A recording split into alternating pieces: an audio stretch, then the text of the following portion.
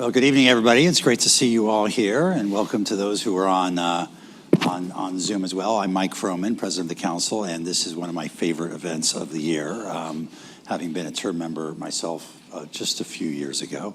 So thank you all for taking the time to be there. Before I introduce our speaker and engage in conversation, let me just say a word about the term member program. This is the Stephen M. Kellen Term Member Program. Stephen Kellen was a longtime member of the Council who was really focused on building relationships with the next generation. And we're incredibly grateful to the Kellen family and the Anna Maria and Stephen Kellen Foundation for their support of the program. Also to current CFR member Andrew Goodluck, who's Mr. Kellen's grandson and who has continued to support the Council and be very much involved in all of our activities. We expect about 400 term members over the course of the next 24 hours, sort of streaming in and out of the building, which is great. We're covering a lot of different issues on the agenda, but I hope you'll also take some time to get to know each other, to build your network here. This is a key part of what we view as the Council's mission to help identify, promote, and develop the next generation of diverse foreign policy expertise. Our internships, our research assistants, our young staff, our term member program, our young professional program, these are all part of that overall mission. And the term member program, perhaps the best known and the largest of those, is absolutely critical. I'd be remiss if I didn't remind all of you that the next deadline for term membership application is January 10th. You are, by definition, our best recruiters, so I do hope you'll recommend your friends and colleagues you think would make good term members, and Nancy Bergertha and Vera Renola are happy to work with you to make sure folks figure out how to apply and apply on time. With that, let me introduce our very special guest, Nate Fick. Nate went to Dartmouth College, where he studied classics, which was an excellent preparation for being a Marine Corps officer. He served as infantry and reconnaissance officer in the Marines. He led combat operations in Afghanistan and Iraq. He wrote about it in his best-selling memoir, One Bullet Away, and then transitioned to civilian life, went to business school and the Kennedy School at Harvard, became CEO of a think tank. That should have been the pinnacle of his career, of course, being the CEO of a think tank, Center for National Security, for New American Security, and then founded a cybersecurity software firm, and a very successful one, which he sold and became ultimately the first U.S. ambassador at large for cyberspace and digital policy at the State Department. We're going to be talking about some of that experience. Along the way, he was a term member, a life member, and perhaps the shortest serving board member of the Council on Foreign Relations, because I think he was nominated, added to the board, and about 5 months later was nominated to be U.S. Ambassador at large. So welcome back to the Council. It's great to have you here. Just a reminder, this is on the record. It'll be posted afterwards. We'll talk for a little while. I'll then open it up to questions. At that point, please stand, identify yourself, make it a question, and we'll try and get as many in as we possibly can. Let me start, Nate, with the fact that you've created this new bureau at the State Department, new Bureau of Cyberspace and Digital Policy. You're the first ambassador at large in heading that bureau. Starting a new bureau anywhere, maybe at the State Department in particular, any challenges? It's gone without a hitch. Yeah. Tell us about that. Yeah, Mike, thanks. I'm happy to be here. It's really good to be back at the term member conference. Last time I was at one, I was in your seat, and it wasn't very long ago. As Mike said, the Council's been a big part of my life and career, and so it really is a thrill to be here. I was telling some folks on my team today that this might actually be the most intimidating audience I speak to in a long time here, given the depth of expertise that's in this room. But yes, for the past 2.5 years, we've been establishing this new organization at the State Department, and I think we often talk about capacity building, and when we do it, we generally think about less developed countries. And the watchword or the phrase for us is capacity building starts at home. And it's a little bit like the airline safety statement that put your own mask on before you help someone else. And if the United States is going to have a capable foreign policy in the world on technology topics, then we have to have a capable body of diplomats who are able to carry out that work. And so that means establishing a new enterprise at state, but it also means ensuring that we're training people and putting them out in the field where the State Department's real work gets done. So I'll give you just a couple examples of the institutionalization. One, we set up a course at the State Department's Foreign Service Institute, which is the schoolhouse where American diplomats are trained, and set the goal of having a trained cyber and digital officer in every U.S. embassy around the world by the end of this year. And we will hit that goal. Every is a little bit squishy because of personnel rotations and all this, but we've trained 216 of them so far. And we have another cohort that will get trained before the end of the year. So now we will have a point person in every American embassy around the world on technology topics. The second thing, institutionally, is when career officers are being evaluated as candidates to be new ambassadors, there are selection criteria, 5 or 6 of them, not very many. Things you would expect, proven management ability, financial acumen, these sorts of things. For the first time in the last selection cycle, attention to cyber and digital issues and a commitment to incorporating them into all of the embassy's policy issues is one of the selection criteria. So it cascades, I think, the incentives down through the organization, and we begin to mainstream these issues rather than having a vertical of excellence in a single bureau. One of your CFR affiliations that I didn't mention is that you co-chaired a task force here on confronting reality in cyberspace, foreign policy for a fragmented internet. You worked with one of our fellows, Adam Siegel, who then went with you into the State Department, worked with you on the issuance of our international cyber strategy, or cybersecurity strategy. It talks about, the task force report talks about how the internet is more fragmented, less universal than ever. And I guess my question is, why is that the case? Why was it inevitable that there'd be this fragmentation, or do you think there were policy decisions taken in the past that led to this? Yeah, thanks for mentioning the task force report. I did co-chair it. Adam was the lead drafter, and the first line of that report is, "The era of the global internet is over."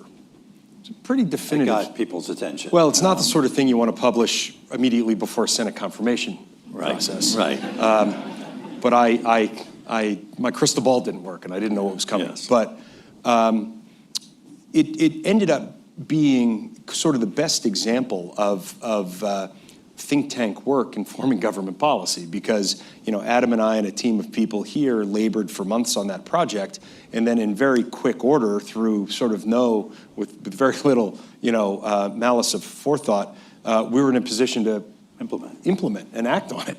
And so that conviction that the task force arrived at, this idea that the era of the global internet, which was supposed to usher in this shared prosperity and dissemination of values and all of the upsides of global connectivity, was kind of coming off the rails. And it was coming off the rails in a couple of regards. There was the problem of authoritarian regimes walling it off. Think about China's Great Firewall as an example. So that is a hindrance to a global, open, free information ecosystem. But then there's also the regulatory fragmentation of the internet and the broader technology landscape. And there you see a real difference, I think, between Washington's approach and the approach in Brussels.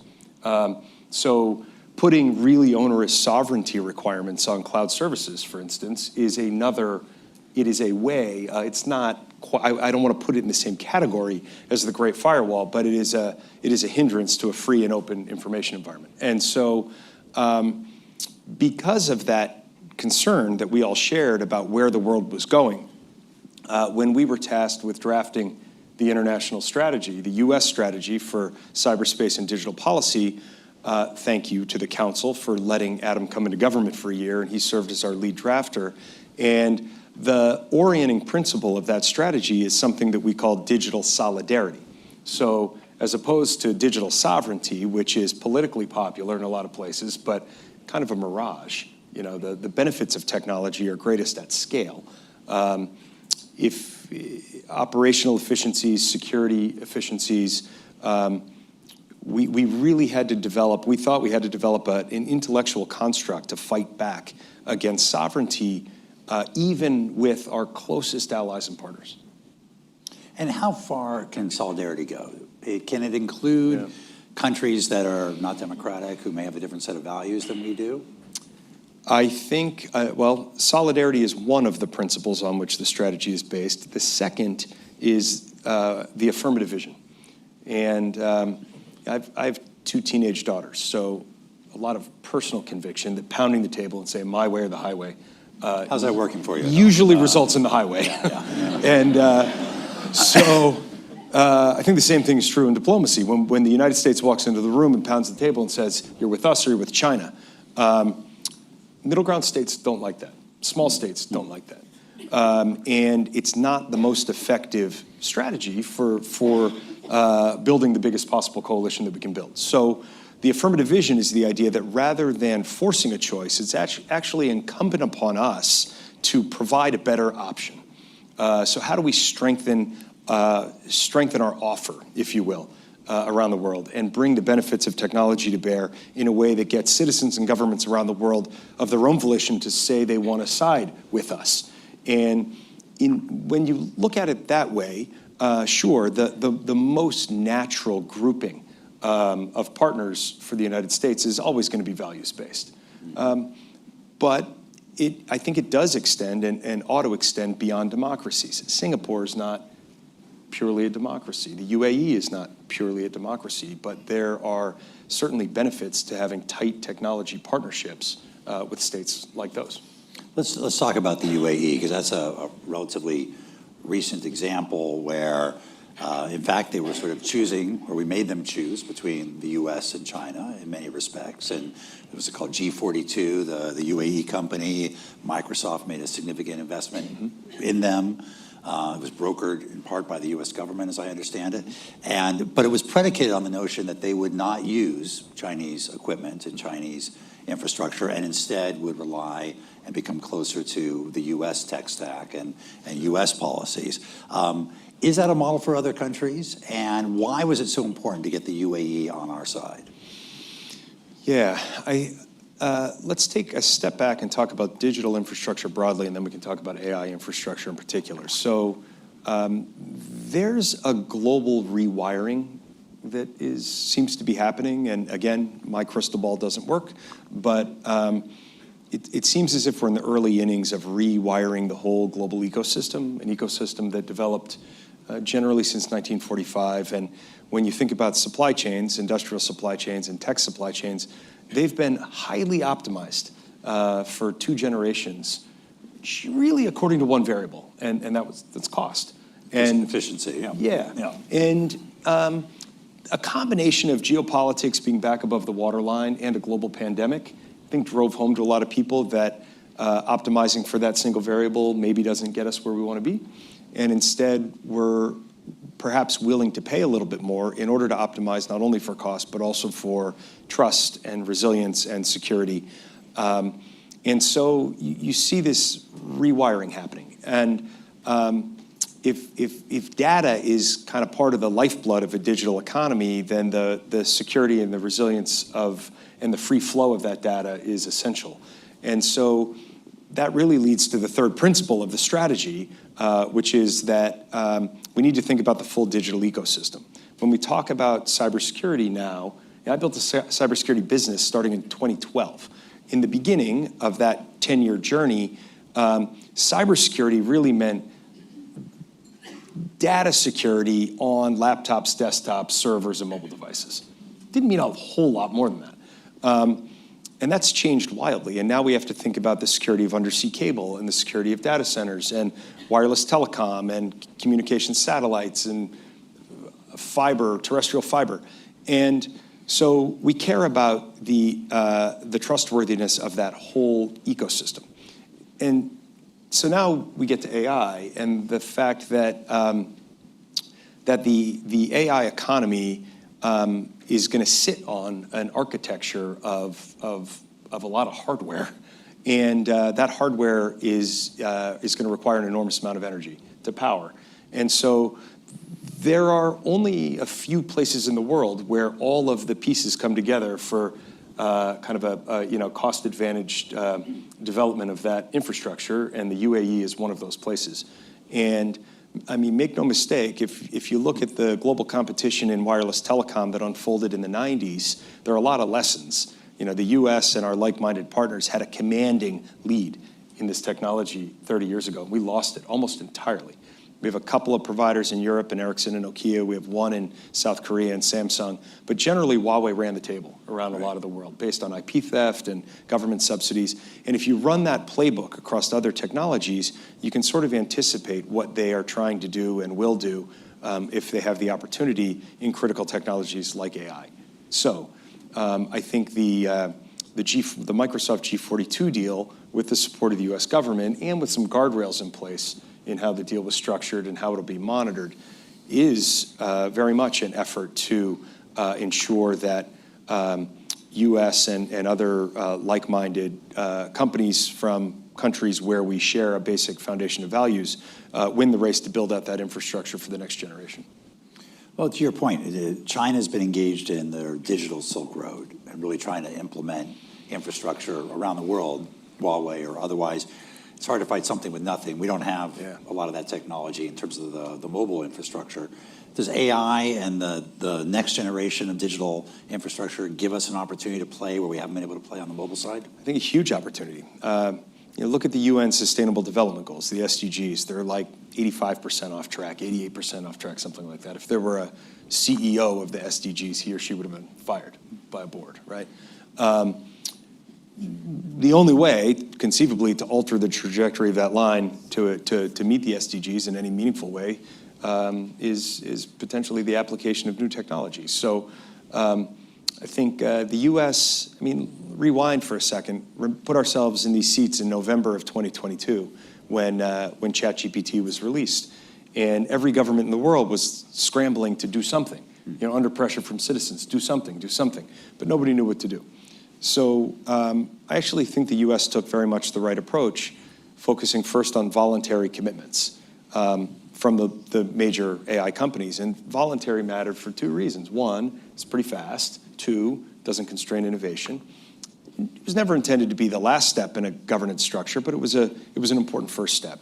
And that began a diplomatic task of making sure that the voluntary commitments, the substance of the voluntary commitments, became the DNA of the G7's International Code of Conduct for AI Developers. And now that governance journey continues. It was through the Japanese presidency of the G7 and then the Italian presidency and now onward to the Canadian presidency. And while that's all been happening on the governance side, you've got people in developing economies around the world who are going, well, okay, great, but it still feels like a condominium of rich countries, and we're going to get left out. So Secretary Blinken hosted an event on the sidelines of the UN General Assembly last month, and at that meeting, the leading American AI businesses made a commitment of $100 million in access to compute. So not a values-based alignment, not an airy-fairy policy statement, but $100 million of access to compute for countries that may not otherwise have it. And I think an essential piece of our AI strategy in the next year is going to be demonstrating via deeds, not words, to citizens in countries all over the world that these technologies are going to do good things for them.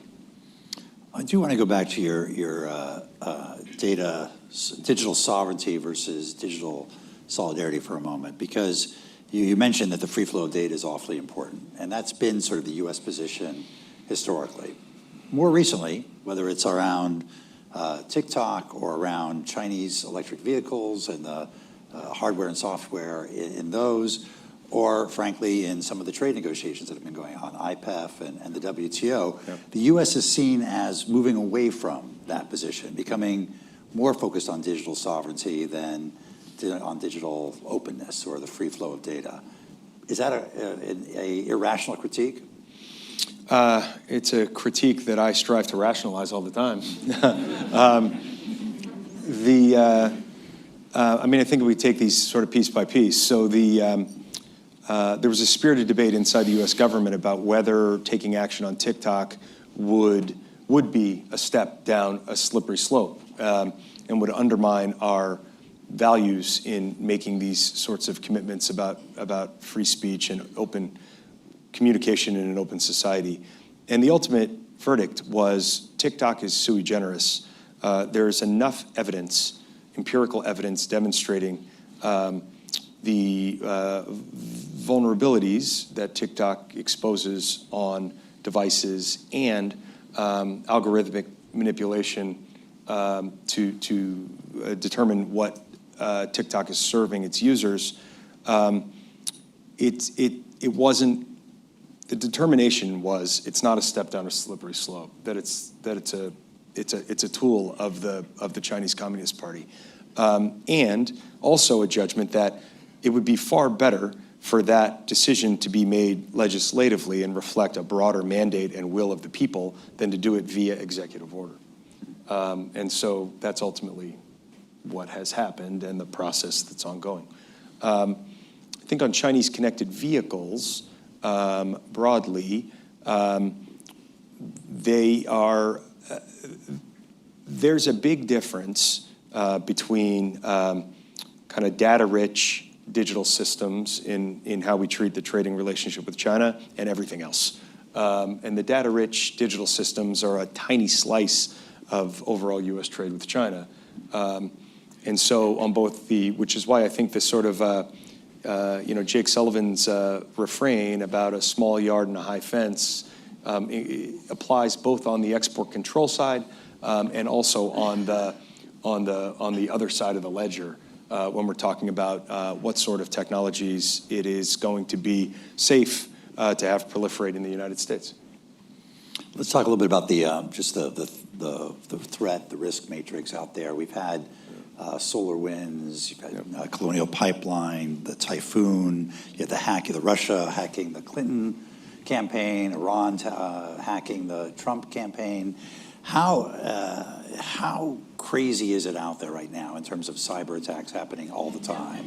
And it almost seems almost overwhelming. Ransomware being used more and more. And how optimistic are you about being able to address it either through defensive measures or actually getting some agreement on what's acceptable and not acceptable behavior? Yeah, I think, so let's start with first principles. So 20 years of ground game diplomacy at the UN resulted in the framework of responsible state behavior in cyberspace, which is a pretty robust set of principles governing responsible state behavior below the threshold of the use of force. It's been repeatedly and unanimously endorsed by every UN member state. And therefore it's enforced and therefore it gives us a little bit of moral authority and legitimacy. And there are a lot of states in the world that don't care about our norms and don't care about the norms that they subscribe to. So, yeah, I went all the way around the world last week, and I think my hair's like visibly grayer at the end than it was at the beginning, because there's you've got a bunch of cyber actors that are doing a bunch of bad things in a bunch of geographies, and there's a trend line of increasing alignment among them. Take just a few examples from the last week. The elections in Moldova. President Maia Sandu of Moldova had a re-election on Sunday. There was also an EU referendum in Moldova, and President Sandu failed to win a majority. She got the most votes, but failed to win a majority, and so goes to a runoff. And the EU referendum passed by the hair of its chinny chin chin. And there was massive, rampant Russian cyber attacks and disinformation campaign underway to sway the outcome of that election. I was in Chisinau weeks ago, and we've been working closely with the Moldovan government to try to shore things up. look at the latest of the typhoon announcements, the PRC holding U.S. critical infrastructure at risk in ways that has no espionage value, no intelligence gathering value. The only value that these actions have is the prepositioning for future destructive attacks. And so we've been very clear with the Chinese that we view this as dangerous and escalatory and unacceptable, that we fear that they're mispricing the risk. They don't fully understand how concerning we view this kind of activity. And then, waves of Russian cyber attacks elsewhere in Europe, including across NATO, and crossing over into the hybrid, and kinetic worlds. So all these things are happening, and I think if I were to distill it all out to a simple conclusion, it's that we've basically failed to extend deterrence into the digital world. I mean, in some very fundamental ways. So our adversaries do things to us using digital means, whether it's stealing IP or influencing elections or shutting down government services. They do it using digital means when they would never do it using kind of real-world kinetic means, because we have declaratory and escalatory policies in place in the real world that deter them. And so the fundamental challenge in all these places, in my view, is that we have to find a way to extend deterrence into the cyber domain, or else we're not going to be able to maintain the basic level of trust that we're going to need. Does that mean we have to engage in a lot more offensive cyber attacks? Yeah, I think it means go fully asymmetric. I think it means it's not cyber tit for cyber tat. That's a losing battle. It means, in the same way that we do in every other aspect of our deterrence posture, a willingness to bring in an integrated way every element of American power to bear: diplomatic, informational, economic, if necessary, military, in order to keep the peace and maintain a basic level of trust and order in the digital world. At what point does Russia's hybrid war, which you mentioned, including their use of cyber attacks, at what point does it trigger an Article 5 response from NATO? One of my stops last week was NATO headquarters, and I think, and the U.S. government has said, and our ambassador at NATO has said, that we've come perilously close in some really troubling ways. Things like bombs inside cargo containers that are intended to be loaded aboard aircraft, in some cases in the cargo hold of civilian aircraft, commercial aircraft in Europe, and they blow up on the tarmac, thank God, before they're on the plane or in the air. Moving international maritime boundary in Estonia, a NATO ally. Arson attacks against warehouses and retail stores. Attacks against diplomats' vehicles. An increasing drumbeat of attacks up the supply lines going into Ukraine. I think it's very serious. And NATO. But could a cyber attack trigger Article 5? Certainly. We don't debate whether an aerial attack versus a land attack versus a naval attack would trigger Article 5. A cyber attack is simply a vector. It's a tool. So a cyber attack that has certain outcomes, that has certain effects, could absolutely trigger Article 5. Let's look at the other side of the coin. What's the prospect for actually finding areas of cooperation, even with these countries, these state actors that are attacking us with cyber? Are there common areas like satellite communications, where we have a task force right now on space policy? Do you think there is room for working with China, Russia, other countries to reach agreement on rules of the road for areas of common interest? Definitely. I mean, look at the resolution that the U.S. introduced at the UN several months ago on AI that was adopted by consensus. It wasn't easy, but again, ground game diplomacy got it there. And I think if you polled individual people, not talking to governments, but talk to people around the world, certainly around the developing world, there's real conviction that at least the U.S. and China are going to have to figure out how to live together and work together in many of these key technology areas. I think Russia is more problematic right now, given that they've violated all the norms of the post-World War II world and launched the largest land war in Europe since 1945. I mean, that's that's a different case, which is why we engage everywhere and all the time with the Chinese on technology topics, but much less so right now with the Russians.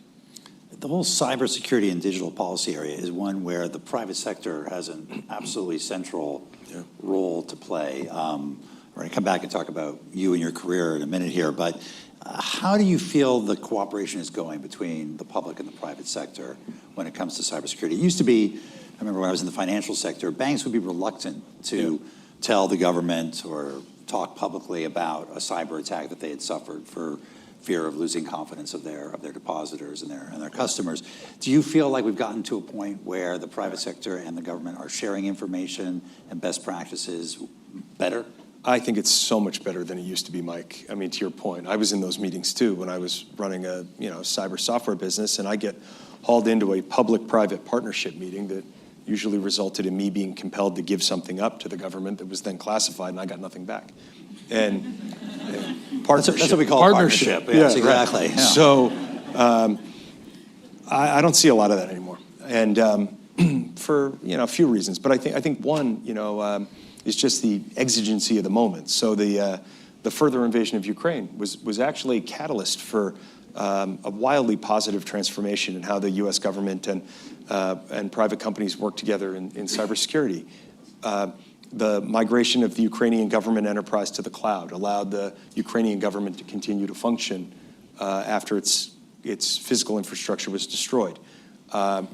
The provision of satellite communications, widespread distributed SATCOM in Ukraine, has been transformative. That's all private sector technology. And the rapid threat intelligence feedback sharing loop among the Ukrainian government and our government and technology providers with a lot of stuff on the ground in Ukraine has basically blunted Russian cyber attacks in Ukraine. I hear all the time, well, why aren't there any Russian cyber attacks in Ukraine? Well, there are a ton of Russian cyber attacks in Ukraine. They just haven't been as effective as they would be otherwise. So, yeah, I think the trend line is strongly positive in collaboration between the public sector and the private sector in technology. And there are one other example on the capital side. So there's been a really interesting push on trusted capital, getting venture and private equity firms to sign up to basically a set of principles, saying that they'll be deploying capital in accordance with, in a values-based way. It was very frustrating to me. I was a partner at a Silicon Valley firm, and I was watching my partners 15 years ago at other firms making big investments in Chinese tech. And it just felt like that was going to come back to us in the wrong way. You've been, I'm going to open here in a minute for questions from the audience, so please be ready with your questions. You've been incredibly successful as a business person. You've been successful in government and the military. You have been successful in the nonprofit sector, running a think tank, which, of course, the pinnacle of one's career. You are literally the triple threat, right? You've done it all. Any advice for this group, young members here, term members, on how they should be thinking about the career and working in more than one sector over the course of their lifetime? A couple of things. And again, we're all like captive to our own experience. So everything I say is through the lens of my own personal experience. But I think context switching is not a bad thing. I really like it. I think it helps you develop kind of a binocular view of the world. And maybe I'm just justifying my own peripatetic hopping around, but I do think on these issues in particular, you really need you need the technical, not only the technical side, but also the commercial sensibility. You need the government policy side, and you need this sort of civil society and academic input. So I do think that if anybody is worried about building a career that walks across that seam, I would not worry about it. I think we really need that kind of diversity of experience. One rule of thumb that has served me really well has been hiring. I've always hired my boss, or I've been fortunate to have good bosses, and I learned over time to hire my boss. So you walk into a job interview, and often, certainly early and mid-career, it feels like a one-way street where you're getting interviewed, you're like the dancing monkey and have to perform, and don't screw it up because you won't get the job. I think it's really important that that conversation be a two-way street, because the people we work for are often the people who will teach us the most. They're also the people who will generally help create or unlock our next step, the next opportunity. So I wish early on that I had been a little bit more conscious of it, but I was fortunate to have good bosses who cared about developing the people on their teams, and then were open-minded enough to be generous and helpful, even when members of their teams went on to do other things. How many times a week do you use your classics education? I am reading the Meditations of Marcus Aurelius right now to try to keep my heart rate down. In the original language? In all things, I wish. Yeah, So, okay, all right. Great, let's open it up to questions from the audience. Yes, this woman near the aisle. Hi, thank you for the remarks. Tiffany Tribbett, S&P Global. I want to come back to your comments around Typhoon and some of the critical infrastructure assets in the United States, and I will make this a question. So a lot of small entities running our water supply, some of our power supply. How real is the threat, and what support is the federal government giving to those smaller entities that might not have as sophisticated cybersecurity measures? Yeah. I can answer some of that. So my remit is almost entirely outside the United States. So there is less that I can say about what the U.S. government is doing to support those entities, although I see a colleague from CISA standing in the back, and maybe she can help. So, but I do think there's a lot of attention and focus on helping improve the hygiene and build the capacity in small and medium enterprises that are involved in our critical infrastructure sectors, but it's not something I can speak to in detail. What I can speak to is the severity of the threat, and what we're doing about it outside the United States. So I think the judgment of the U.S. government is it's quite severe, and I would agree with that. And a couple of things based on my past life on the technology side of this work, the attributions, public attributions, have generally, or attributing cyber attacks over the last 15 years has migrated from being primarily a technical problem to being primarily a political problem. It's a lot easier now technically to attribute an attack, which isn't to say it's easy, but it's easier. It's generally more possible than it was 10 or 15 years ago. Those public attributions are, in our view, and you see a steady drumbeat of them now, right? In our view, it's important to do those things. The kind of our first line of defense against nefarious cyber activity is to point it out and say, we see it. We see it, we know who it is, and we're saying stop. That's only effective if a few things are true. One, the attribution has to be technically and empirically sound.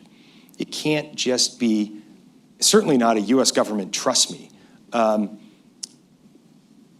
There's a global community of security researchers, of threat researchers, that's pretty widely distributed, most of whom are pretty libertarian in their ethos and are generally not inclined to align with any government, let alone our government.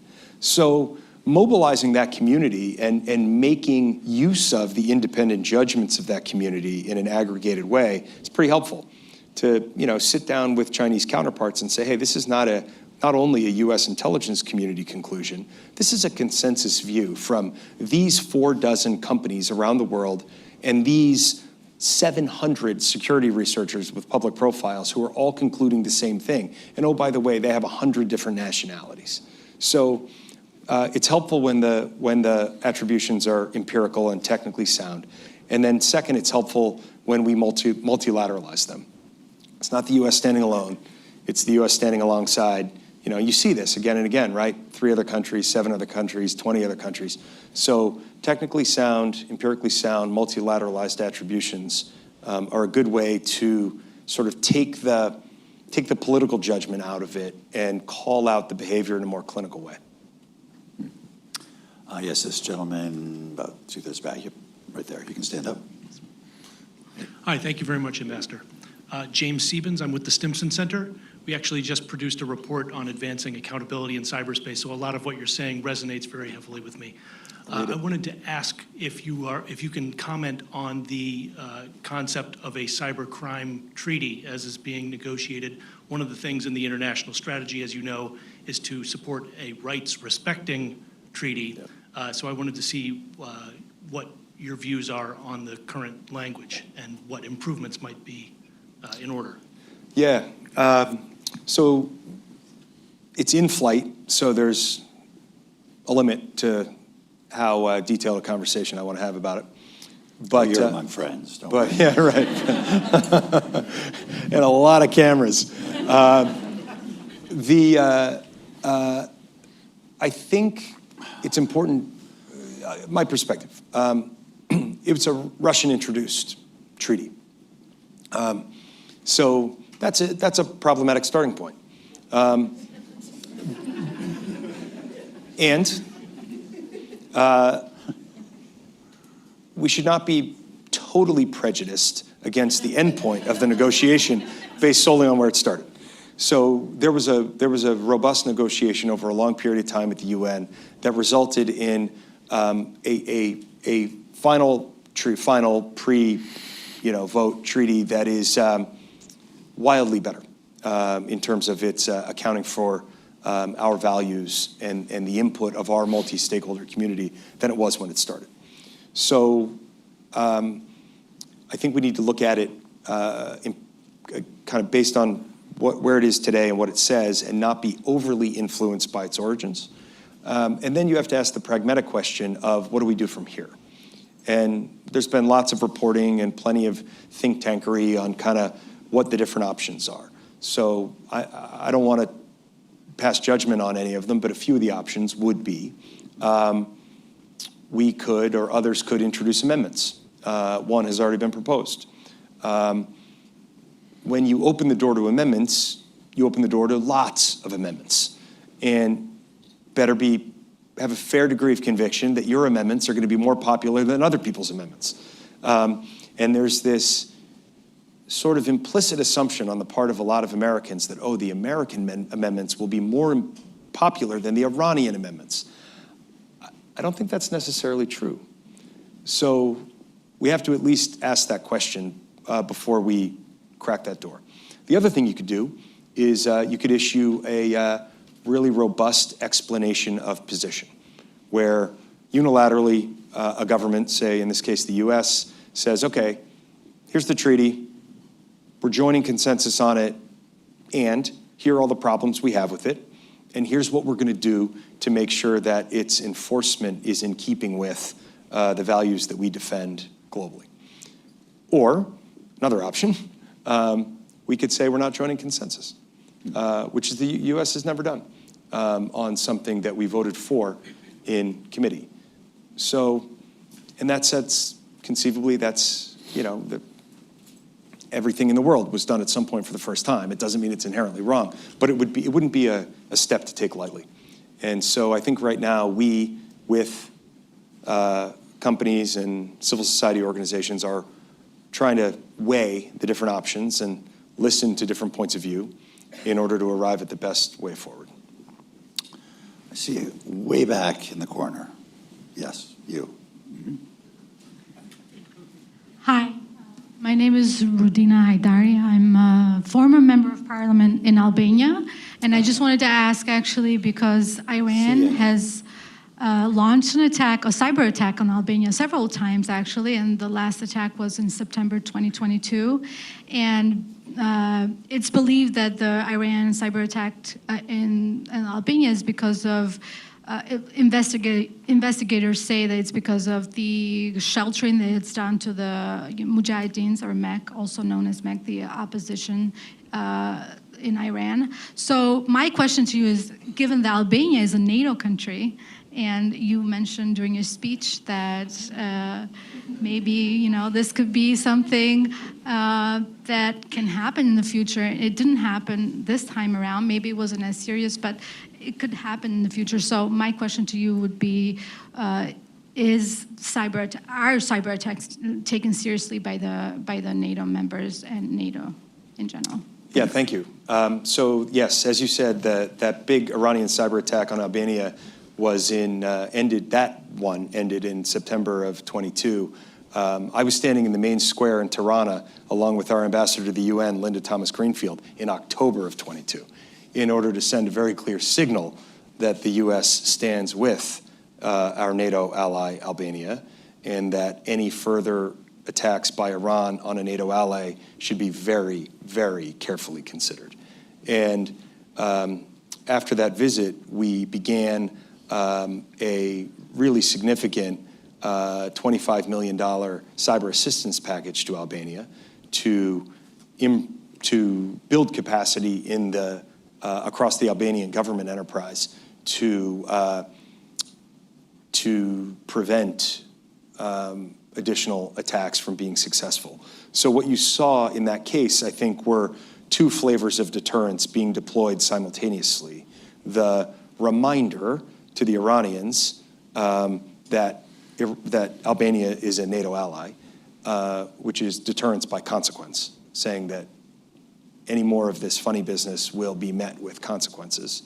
And then deterrence by denial, trying to improve the cyber capacity of the Albanian government so that any future attacks would open the door to consequences, but without achieving their objectives, because Albanian cyber defenses would have been improved. And so that involved a lot of software deployment. It also involved some structural work with the Albanian government, the creation of a cyber coordinator within the Albanian government, Igli Tafa, you may know him. And connecting Igli with people in our system and really trying to wrap an arm around him and kind of build him up and his stature and his authority in the Albanian government to do these things. We've had people on the ground in Albania on and off for the last 2 years. I think generally, I mean, the problem with these things is you can never say it was a success because that could end tomorrow. But it has been a strong trend line in the right direction in terms of the Albanian government strengthening its capacity, tightening the linkages with NATO. We held a NATO cyber conference in Rome later that year. Representatives from the Albanian government came, they told the story, and it resulted really in NATO creating the virtual cyber incident support capability, which was more of a rapid reaction force on the cyber side inside NATO. So yes, it was a terrible attack. Yes, it has a weird origin story with the MEK, and I mean, they were engaging in all kinds of shenanigans from Albanian soil. But generally speaking, I think it's a pretty good story of a bad thing happening, it galvanizing action, and ultimately resulting in an ally that's much more cyber capable today than it was 2 years ago. Good. Let's take this gentleman in the front row.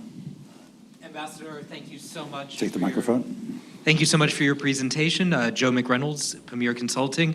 I wanted to ask about the role of human rights in State Department tech diplomacy, specifically within our broad cyber solidarity umbrella. You sometimes have private firms working to provide tools of digital repression or surveillance to authoritarian regimes from within our tent, broadly speaking. Obviously, role of NSO Group in Israel providing tools to the murderers of Jamal Khashoggi being an example. I was wondering if you think there's room in our tech diplomacy to try and combat that practice, or if that's something that's very difficult to manage in a multilateral way. So not only is there room, but we've done it. So the White House issued an executive order prohibiting government misuse of commercial spyware. That included a joint statement that the State Department has been responsible for multilateralizing. And how many signatories do we have now? 21. So 21 countries have signed up alongside us to prohibit the use of commercial spyware in ways that undermines human rights, whether it's against journalists or dissident groups. So yeah, I think that our view is that human rights are the bedrock on which all American tech diplomacy has to be built. Otherwise, what is it that we're arguing about? And And commercial spyware is a good example of frankly, of that in action, the executive order and the joint statement. Yes, this woman in the second row. Hi, good evening. Simone Williams, Department of Defense. Thank you for your time today. As a leader of a new organization in the State Department, I was curious about, A, your leadership style that you employ to your employees, and then also, B, what are you doing in terms, because you talked about a lot of the programs that you were initiating and things like that. What are you doing for that institutionalization so that it lives beyond you and things of that nature? Yeah, thanks. So, I mean, I can tell you leadership style that I try to employ, but you probably have to talk to people on my team to figure out which one I really employ, and there are several of them here. So I mean, I learned a lot. A formative experience for me early in my career was serving as a Marine, and I had the good fortune to work for a really great boss in the Marines, and he was the kind of leader who. I was telling this story just earlier today, so I have this weird sense of deja vu that I said this 5 minutes ago, but I think it was 8 hours ago. He was the kind of person who would sleep less than the people in his command, eat less, drink less water, carry more weight, expose himself to more danger, and we loved him for it. And he really embodied this sort of officers eat last mindset, where for him, leadership was about responsibility, not about privilege. And I think naturally I certainly gravitated to that, and I learned a lot from that. The other thing I learned from him and in the Marines more broadly was the difference between formal and informal authority, the difference between legal and moral authority. And in the military, it's pretty clear. You wear your formal authority is, it's on your shoulder, your collar. Ribbons are sort of like wearing your resume on your chest. You can look somebody up and down in 5 minutes and tell exactly where they've been and what they've done. And that doesn't matter as much as somebody's informal authority, their moral authority. And the people who had a lot of moral authority were the ones who, one, knew their job, and two, cared for the people in their charge. And we see this, like we all know this intuitively at some level. There are junior people in every organization who have a ton of moral authority, and they're the heroes. And then there are senior people who have very little moral authority, and they're the goats. And, it's an example of, I think, what we ought to try to be. So that idea of kind of the servant leadership, officers eat last mindset, coupled with the reality that you can lead from any spot in the org chart, using informal moral authority were a couple things I really took from that early experience and have tried to keep in mind. In terms of institutionalization, your other question, I think, people are policy, right, to a very large extent. And so the first thing that we need to do is train our people. And that gets to the Foreign Service Institute course I mentioned. It gets to creating an incentive system where people who want to rise in the State Department are rewarded for working on these things. So the selection criteria for career ambassadors in the Foreign Service. We're trying to do a ton of other things too in order to attract people to doing this work. Created a fellowship with the council and with a dozen other universities and think tanks so that our people in mid-career can come spend a year here and do whatever they want. Learn, go. Really. So I'll rephrase that. Work their tail off. What they do here is Mike's problem, not my problem. And that's true also at Carnegie Mellon and Stanford and Vanderbilt and a ton of places. So try to create an atmosphere where people want to come, be, and do good work. And I was influenced very much by a book called Drive, which is a little bit of pop social psych, but also based on a ton of empirical research. And basically the conclusion is people want three things in their workplace. They want mastery, or the ability to develop mastery and get good at something. They want autonomy. They don't want their boss mucking around in everything they do. And they want a sense of purpose. Mastery, autonomy, and purpose. The US government, fortunately, has purpose in spades. But if we can provide opportunities for people to develop mastery, like coming and doing a fellowship or going to a training course, and then give them the autonomy to do their work without being micromanaged, I think that goes a long, long way. Great. Let's go right here.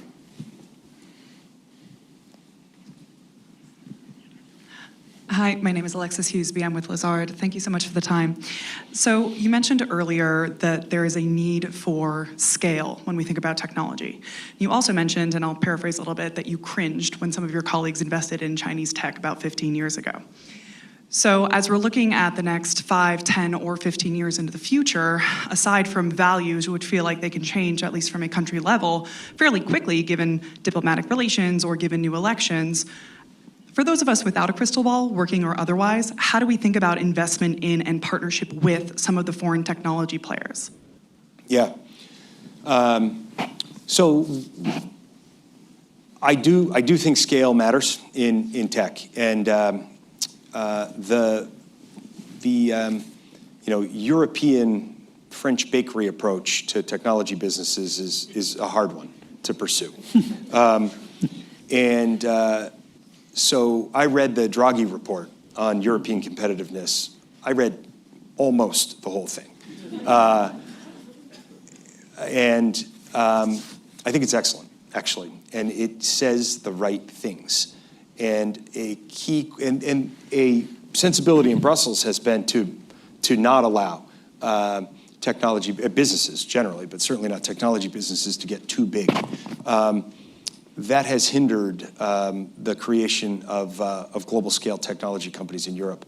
And I think that undermines not only European economic prosperity, but it actually undermines American prosperity and security, because we need partners to work with big harmonized markets if we're going to win the broader competition to decide which metaphorical operating system in tech becomes the prevalent one in the world. A generally bottom-up, rights-respecting, multi-stakeholder approach, or a more authoritarian, top-down, multilateral, state-centric approach. Those are the two big models that are in competition right now. So if I were deploying capital in tech at this point, I would be doing it in the context of thinking about what I said earlier about a global realignment that's happening. The U.S. has a very strong interest in our tent being as big as possible, in not de facto excluding anybody, in fact.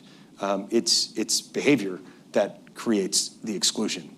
It's not something more intrinsic.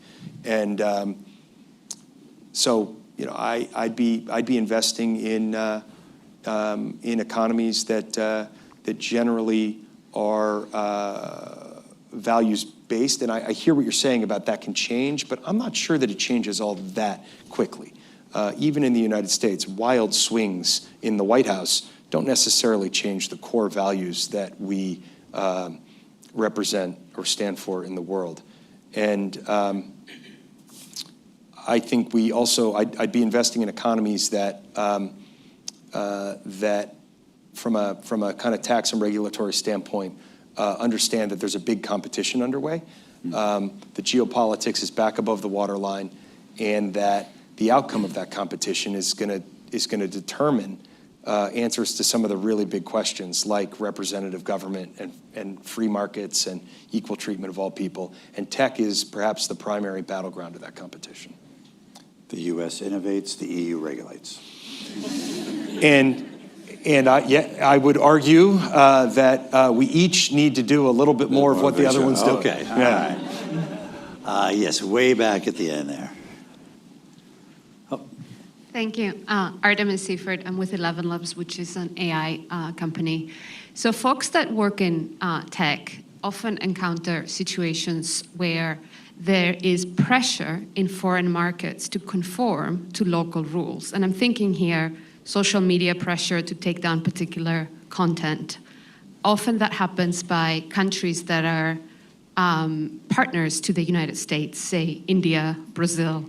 Now the risk is going to increase with AI because you can censor social media, but when you start censoring AI technology and have it respond a certain way in specific markets, that can get a lot more dangerous. So my question is, what can you do to support the private sector to withstand pressure from authoritarian regimes and authoritarian-like regimes to curb speech offering products in their markets? And how do you make sure that stays on the diplomatic agenda when we're talking about allies with whom, of course, we have multiple sets of interests to protect? Yeah, I think a certain degree of intellectual honesty is required in navigating this, in my view. And our foreign policy, U.S. foreign policy on any topic, and by extension our diplomacy, is never going to be, 1 inch stronger, taller than our domestic policy on that topic. In a transparent, open, democratic society, we cannot do in the world any differently than we do at home, not over a long period of time. Maybe you get away with it for a little while, but not for long. And so I do think that there is a certain humility that we need to represent in the world around the social platforms and how they are affecting public debate in open societies. And if we can't acknowledge that, then we undermine our credibility in everything else. And we also have to draw a distinction between states that are struggling to confront the effects of mis and disinformation in their democratic process, and authoritarian states that are trying to totally control the information that their citizens have access to. There's a distinction there. And it's not always clear where the line is on that spectrum, but we have to at least acknowledge that there's a difference between, what I'm not going to name countries, but we all sort of know. There is a distinction there. So I think a degree of intellectual honesty about the way the social platforms are changing the information environment in the United States, and some commitment to confronting that, and then a willingness to draw a distinction between truly authoritarian behavior and open societies that are struggling with mis and disinformation. The one last question. I'm sorry, the woman right next to you. There you are. Hi, thank you very much. My name is Carmen Dominguez. I'm a Presidential Innovation Fellow at the White House working on AI policy, but my question is in my personal capacity. You talked about the role of the UN and the G7, and you talked about this global realignment. Do you see the space for an international body, like we have, for example, for nuclear energy, for something like cyber and AI? And then can you also talk about your thoughts on the role of the legislative branch in the US on helping this realignment and protections of, the correct uses for AI around within the US and around the world? Sure. Besides TikTok. Yeah. I'll take the legislative branch question first. I would say that, broadly speaking, technology topics are one where I've seen a pretty strong bipartisan consensus in the United States. I and my office have really strong relationships on both sides of the aisle in both chambers. And that's been gratifying. It's reassuring. And it's been true on policy, it's been true on internal organizational issues, it's been true on funding. In a generally declining budgetary environment, the State Department budget's under a lot of pressure. Our budget, foreign assistance budget on tech, has gone up, not in percentage terms, but like in multiples. So you see real solid bipartisan consensus that this stuff matters. And hopefully some consistency in the policies. On the substance, I would argue there's been a fair degree of consistency between the last administration and this one. I would hope to see a fair degree of consistency between this administration and the next one, whichever it is. And I don't think it's crazy, actually, to anticipate that, which should be good news for American citizens. On your question of whether there's space for a new body, we had that almost philosophical discussion a few years ago in this administration, and Secretary Blinken's conclusion, with which I strongly agree, is that a more important task is making sure that all of our existing organizations are fit for purpose in a digital age. And so there are a limited number of hours in the day. There are a limited number of conferences or secretariats, conferences or ministerials you can attend, or secretariats you can fund and staff. And so rather than create a new thing, whether it's a governance body for AI or whether it's a T15, alliance of techno-democracies, we made the deliberate decision instead to invest in our engagement at the United Nations on technology topics like the Global Digital Compact, to invest in NATO and extending NATO's relevance into the digital world, in ensuring that the G7 digital track is strong and the G20 digital track is strong, and that ASEAN, the US shows up at ASEAN on cyber and digital topics. And I think reasonable people can disagree about which approach to take, but that's the approach we've taken for very pragmatic reasons. My judgment so far is it's worked.